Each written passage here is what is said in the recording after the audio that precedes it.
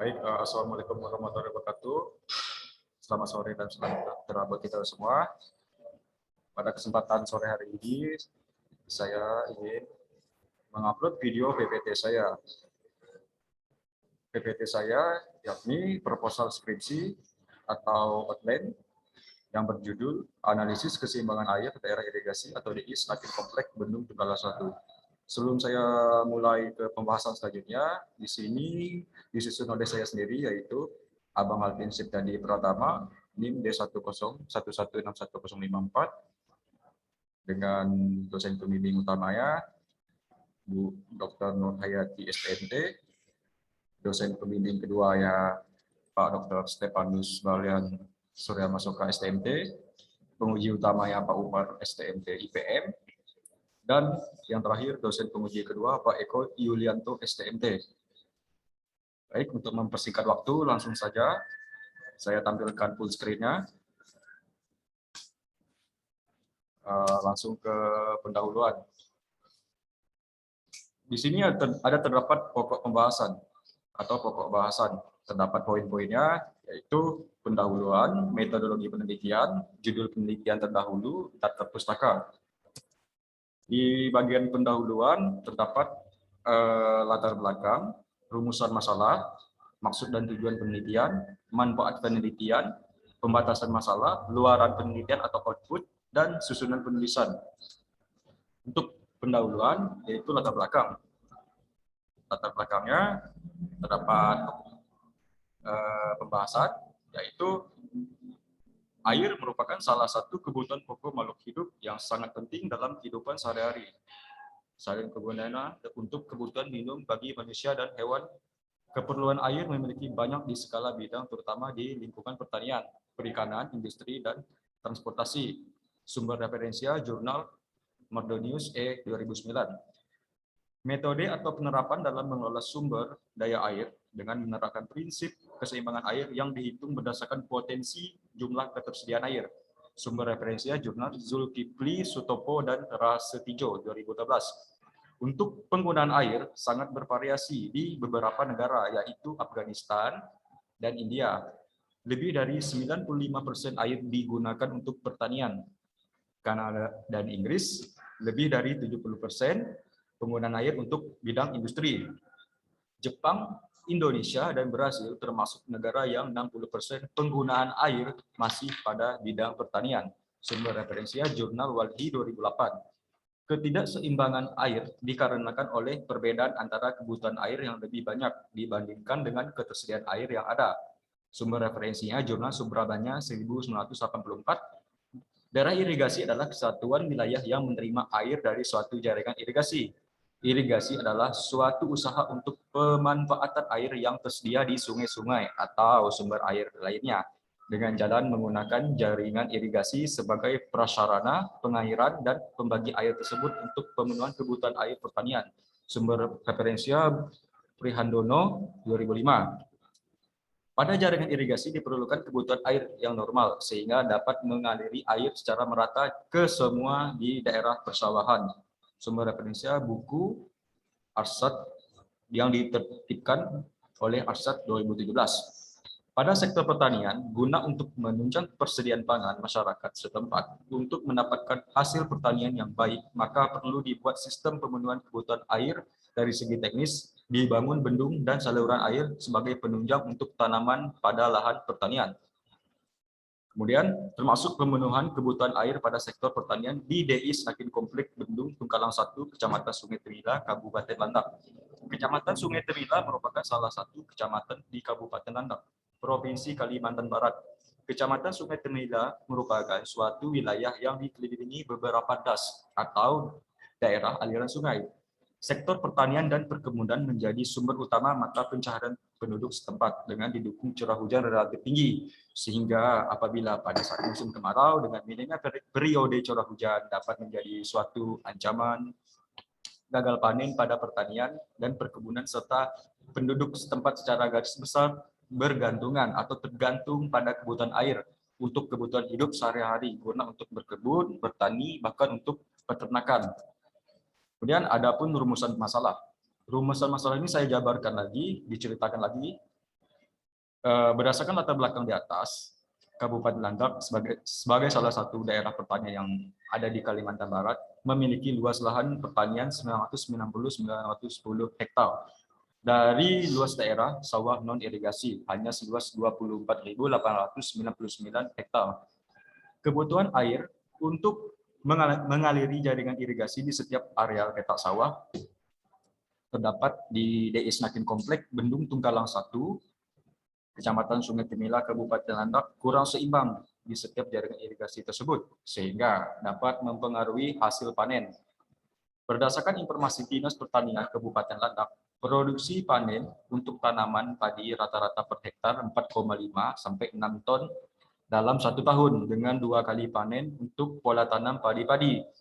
Kondisi fisik bangunan air berupa bendung, pintu intake, pintu penguras, saluran dan lainnya ada beberapa yang rusak menyebabkan tidak seimbang aliran air sehingga para petani mengharapkan perbaikan dan dukungan oleh pemerintah Kabupaten Landak.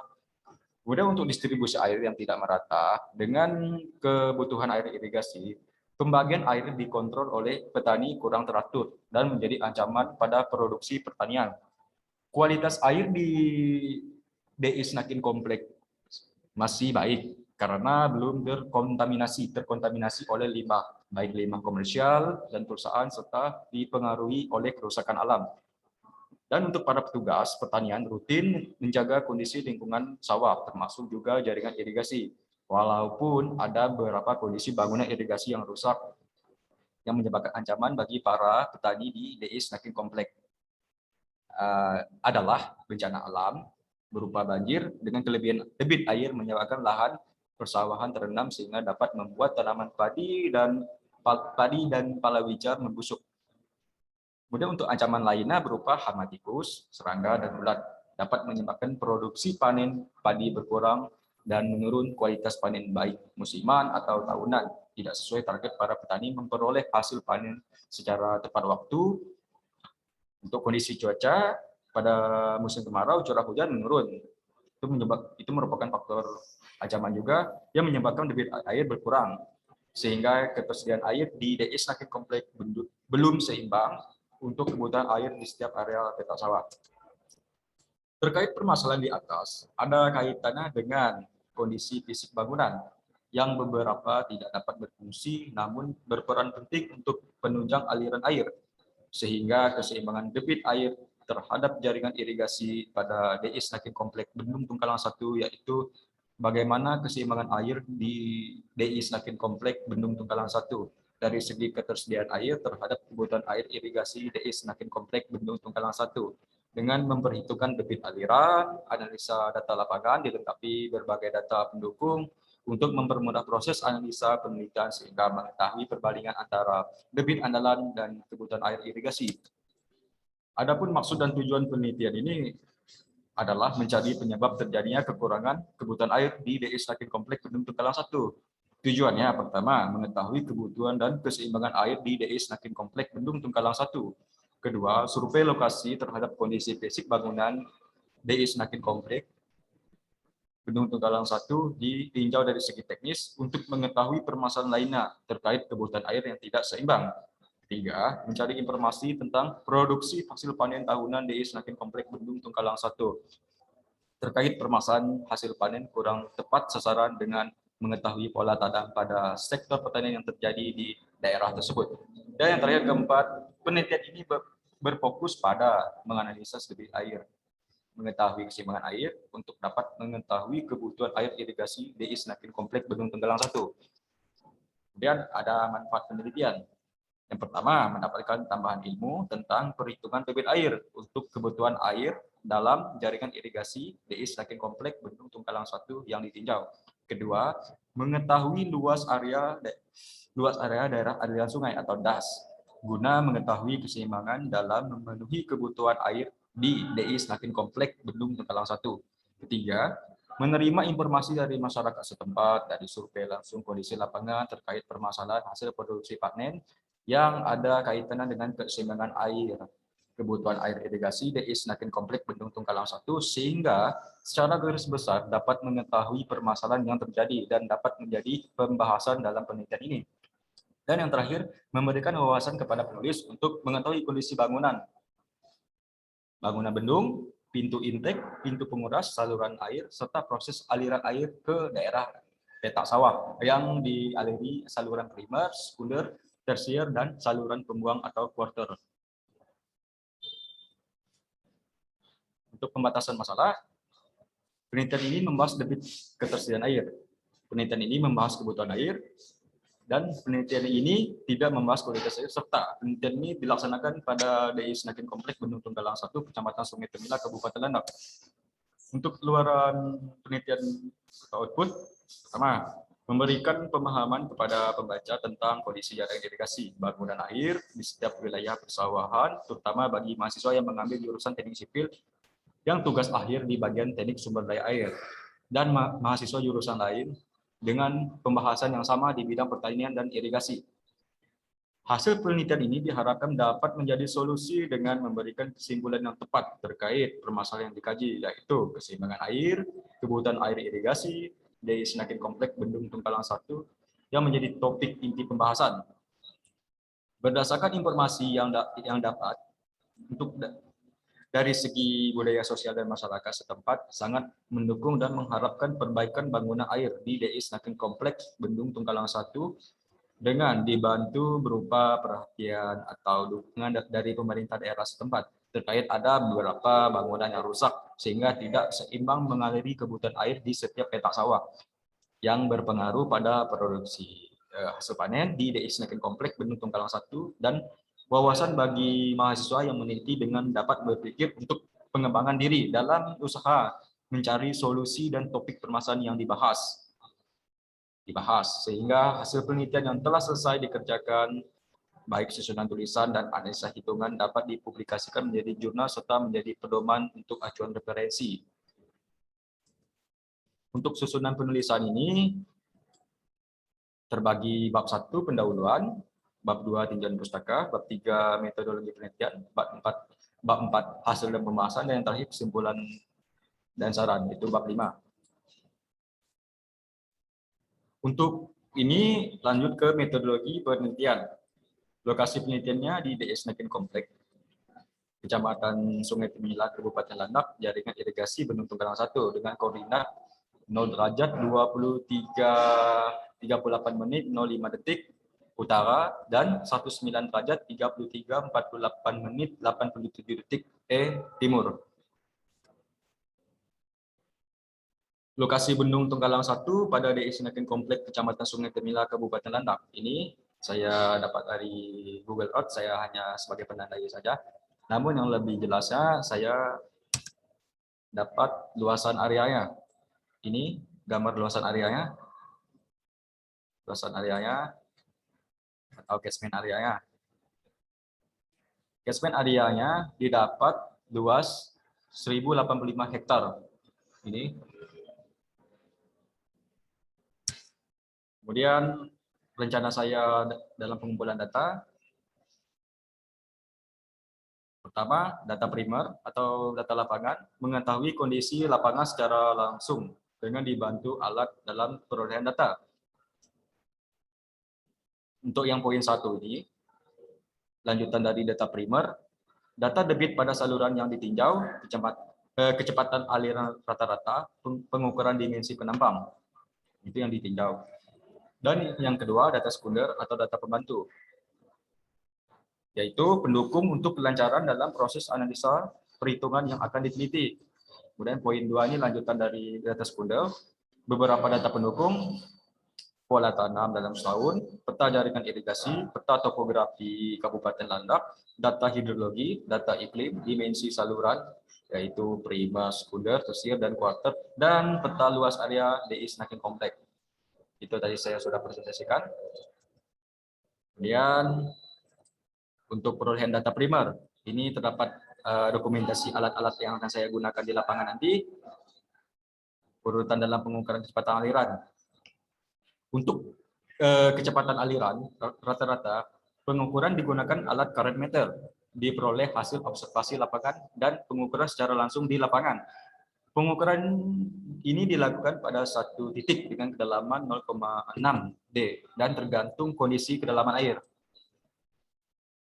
Untuk karen meter sendiri ada tahap-tahapnya, yaitu pertama merakit karen meter, mengukur kedalaman aliran, ketiga menempatkan alat ukur kecepatan aliran pada titik kedalaman yang telah ditentukan sesuai dengan kedalaman aliran pada saluran kedalaman atau H.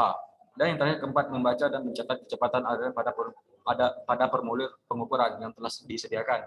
Kemudian untuk alat-alat lainnya terdapat bak ukur atau rambu ukur berfungsi mengetahui kedalaman air atau tinggi permukaan air, dan meteran 50 berfungsi sebagai mengukur lebar penampang bawah saluran dengan posisi secara melintang dan digunakan mengukur ketinggian saluran serta kedalaman air.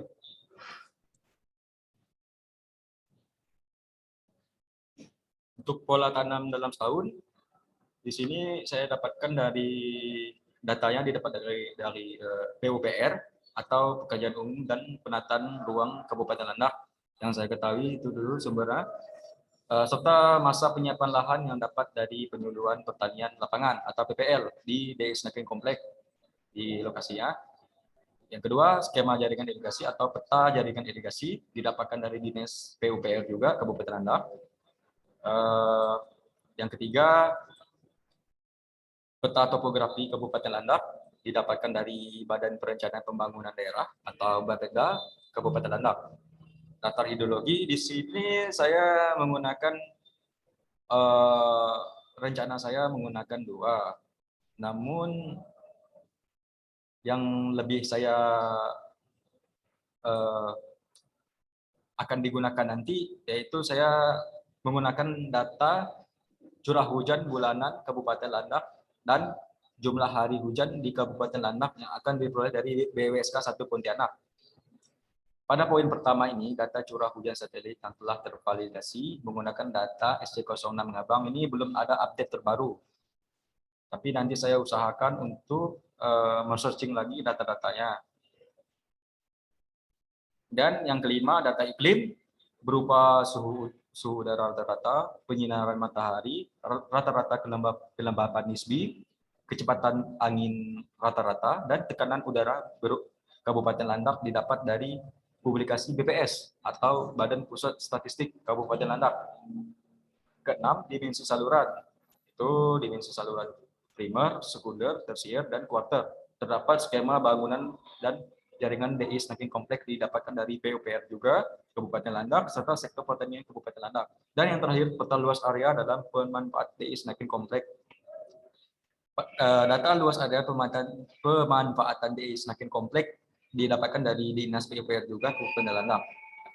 Yang tadi saya didapatkan dari aplikasi GIS, saya tentukan sendiri catchment areanya, dan ini saya akan meminta lagi, mengusahakan lagi untuk mendapatkan dari Dinas PUPR Kabupaten Landak. Metode dalam menganalisis data. Ini metode metodenya ada dua, yaitu ketersediaan air dan kebutuhan air. Poin-poinnya, pada dasarnya untuk bagian ketersediaan air ini menjadi 3 bentuk, yaitu air hujan, air permukaan, dan air tanah. Sumber air utama dalam alokasi air adalah sumber air pembukaan dalam bentuk air di sungai, saluran, danau, dan tampungan lainnya. Lanjut dari ketersediaan air, dalam analisis ini digunakan data hidrologi dan data klimatologi Kabupaten Landak, serta luas daerah tangkapan. Tahap perhitungan evapotranspirasi dan ketersediaan air. Ada 5 tahap. Pertama, evapotranspirasi potensial. Kedua, evapotranspirasi aktual. Ketiga, water surplus. Keempat, limpasan total. Kelima, debit atau Q. Sehingga mendapatkan hasil perhitungan debit dengan menggunakan metode MOX. Rencana pengambilan probabilitas kisaran 80% untuk imbangan air pada DI Nakin Kompleks. Kemudian untuk kebutuhan air. Analisa kebutuhan air berdasarkan kebutuhan air sawah dan kebutuhan air pada bangunan pengambilan atau bendung dengan menggunakan pola tanam padi-padi. Alternatif pola tanam lainnya padi-padi, palawija. Analisis kebutuhan air menggunakan data evapotranspirasi potensial, hasil yang sudah didapat setelah analisa menggunakan metode Penman modifikasi. Pada penelitian ini saya menggunakan metode Penman modifikasi. Tahapan dalam perhitungan kebutuhan air irigasi. Pertama, kebutuhan air untuk penyiapan lahan, kebutuhan air di sawah untuk padi pasca penyiapan lahan, ketiga, kebutuhan air di sawah untuk tanaman palawija, dan yang terakhir, kebutuhan air untuk bangunan pengambilan. Ini ada evaluasi debit aliran. Dalam proses analisis debit, yaitu dengan menggunakan data real atau data lapangan. Evaluasi debit aliran DI semakin kompleks menggunakan tahap perhitungan debit real atau lapangan, merupakan debit hasil penelitian yang didapat langsung dari lapangan pada saluran yang diteliti. Kemudian ada bagian alur penelitian. Bagian alur penelitian digunakan untuk mempermudah penulisan skripsi ini. Langkah-langkah kerja pada bagian alur penelitian ini dituangkan dalam bentuk flowchart dari tahap awal sampai tahap akhir. Ini dia di awal dari mulai, dan selanjutnya ada pendahuluan, terdapat dari isi-isi susunan skripsi saya, latar belakang, rumusan masalah, tujuan penelitian, manfaat penelitian, pembatasan masalah, sistematika penulisan. Kedua, studi pustaka atau definisi dan sumber teori. Ketiga, metodologi penelitian atau teknis penelitian. Dan yang keempat, langsung setelahnya ke lapangan, survei awal penelitian. Proses pengukuran di lapangan dengan alat pengukuran arus kecepatan air tadi yang sudah saya jelaskan sebelumnya, dan dokumentasi lokasi penelitian. Kemudian setelah itu lanjut pengumpulan data, yaitu data primer, data sekunder. Data primer yaitu kecepatan aliran rata-rata, pengukuran dimensi saluran. Untuk data sekunder tadi saya sudah jelaskan, namun ini dimasukkan saya lagi di bagian flowchart, yaitu ada 7. Pertama, pola tanam setahun, peta jaringan irigasi, peta topografi, data hidrologi, data iklim, skema saluran, peta luas area.